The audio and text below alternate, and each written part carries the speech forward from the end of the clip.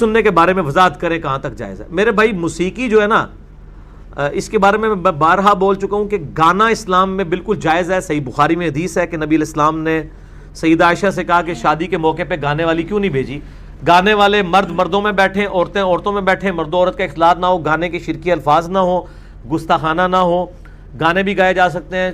थोड़ी बहुत अगर म्यूज़िक है, यानी जो घर में दफ वगैरह या ढोलकी वाला मामला, इसके ऊपर कोई शरई गिरफ्त नहीं है। एक प्रोग्राम में गांधी साहब ने इसे जायज़ बताया है। बिस्मिल्लाहिर्रहमानिर्रहीम, अस्सलामु अलैकुम वरहमतुल्लाहि वबरकातुहू। मैं हूँ अदील अहमद कादरी और आज आपकी खिदमत में एक दफ़ा फिर से हाज़िर हूँ एक न्यू वीडियो के साथ। आज की हमारी वीडियो का मौजू, क्या इस्लाम में गाना सुनना हराम है या जायज़ है। चलते हैं बिना वक्त ज़ाया किए अपनी वीडियो की सुनने के बारे में वजाहत करें कहाँ तक जायज़ है। मेरे भाई मौसीकी जो है ना, इसके बारे में मैं बारहा बोल चुका हूँ कि गाना इस्लाम में बिल्कुल जायज़ है। सही बुखारी में हदीस है कि नबी इस्लाम ने सईदा आयशा से कहा कि शादी के मौके पे गाने वाली क्यों नहीं भेजी। गाने वाले मर्द मर्दों में बैठे, औरतें औरतों में बैठे, मर्दों औरत का इख्तिलात ना हो, गाने के शिरकी अल्फाज ना हो, गुस्ताखाना ना हो, गाने भी गाए जा सकते हैं। थोड़ी बहुत अगर म्यूज़िक है, यानी जो घर में दफ वगैरह या ढोलकी वाला मामला, इसके ऊपर कोई शरई गिरफ्त नहीं है। एक प्रोग्राम में गांधी साहब ने इसे जायज़ बताया है, मगर हम वजाहत को समझ ना सके। गांधी साहब ने जिस तरह वजाहत की थी है ना, उस तो बाद भी अगर किसी को समझ नहीं आई ना, तो मैं तो उन्होंने नहीं समझा सकता। ठीक है, अब गांधी साहब के जो मुखालफीन हैं, उनकी जिम्मेदारी है कि गांधी साहब की उन वजाहतों का जवाब दें जो उन्होंने चीज़ें हाईलाइट की हैं। इस हवाले से गाना गुनगुनाने में कोई अर्ज नहीं है, बगैर म्यूज़िक के गुनगुनाएं, कोई मसला नहीं है। और म्यूजिक में भी वो अगर दफ वाला, मिर्जे से एक सवाल हुआ, म्यूजिक सुनना चाहिए? तो कहता हाँ म्यूजिक सुन अब सकते सुनिएगा जवाब उसमें मुफ्ती कोई साहब लफ्ज का, गंदा क्या ही हो तो वो मजे नहीं का सुन है। सकते, बाकी आप सब सुन सकते हैं। मैंने कहा अच्छा, आज मुझे पता चला कि ये भी म्यूजिक वालियों के घर पैदा हुआ है। यार मैं अदब की दुनिया में तो जुमले कुछ कह सकता हूं ना। अगर ये ऐसे घर में ना होता तो ये बकवास करता। और अगर उसका कोई फॉलोवर बैठा यहाँ, यकीन अल्लाह से करो, उसका मोबाइल अभी खोल के देख लें, सुने नाज़रीन, सुने ना निकले तो मुफ्ती साहब का बयान। उसकी वजह यह है जिससे वो दीन ले रहा है, सुने, उसने उसको बताया ये है कि म्यूजिक जायज है। अब उसका मोबाइल, जब अगर मिर्जा का कोई फॉलोवर बैठा, आप खोल के देखें, मोबाइल खोलें, बीच में से मिर्जा भी निकलेगा और मुजरा भी निकलेगा। मिर्जा मुजरा, वाह मुफ्ती साहब, वाह कमाल हो गई है। तो मैंने यार मोबाइल में क्या बात है, क्या बात है। अब बात समझ आ रही है आप हज़रात को? ये जो वलियों के दुश्मन हैं, इनकी ये औकात है।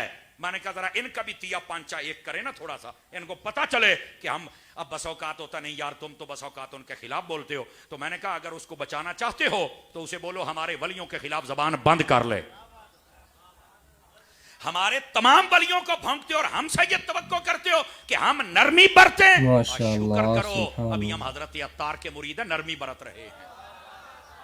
हमें बहुत सोच समझ के बोलना पड़ता है, वरना जनाब साड़ी पंजाबी के अंदर पा तेनू नथ देवा। समझ आ रही है ना? और हम डाल भी रहे हैं अल्लाह की रहमत से। चीखता बहुत है, आप देखो ये मौलवी क्या कह रहे हैं। तो मैंने कहा मौलवी पता क्यों कहते हैं? मोहल्ले में चोर आ जाए तो चौकीदार शोर मचाता है, वो बताता है डाकू आ गया है। अगरचे वो किसी मल्लेदार दो चार को दोस्त बना ले, नहीं मैं डाकू नहीं हूं, मेरी शक्ल देखो, मैंने तो दाढ़ी रखी हुई है, मैं तो हदीस का नंबर बताता हूं। समझ आ रही ना? लेकिन जो चौकीदार होता है उसे पता है हम हैं चौकीदार रसूलुल्लाह के। हम बता रहे हैं इस दीन की गली के अंदर ये ठग आ गया है, बचो। और इंशाल्लाह जब तक हम जिंदा हैं, हम इस डाकू को किसी घर में घुसने नहीं देंगे। समझ आ रही है? कोई नहीं आ रही आप? और मिर्जे का को फॉलोवर बैठा, मेरी बात गौर से सुने। तू इसको अगर एक हफ्ता भी सुन के देख ले, धोबी का वो कुत्ता बनेगा, ना घर का रहेगा ना घाट का रहेगा। तवज्जो है कि कोई नहीं आप हज़रात की? अगर को बैठा तो पूछ ले, उसको पता नहीं होता मैंने दरबार पे जाना है या नहीं जाना, नमाज कैसे पढ़नी है नहीं पता, कुरान कैसे पढ़ना है नहीं पता, जिक्र कैसे करना है नहीं पता। क्यों? उसने शक में ऐसा डाल दिया, घुमा दिया।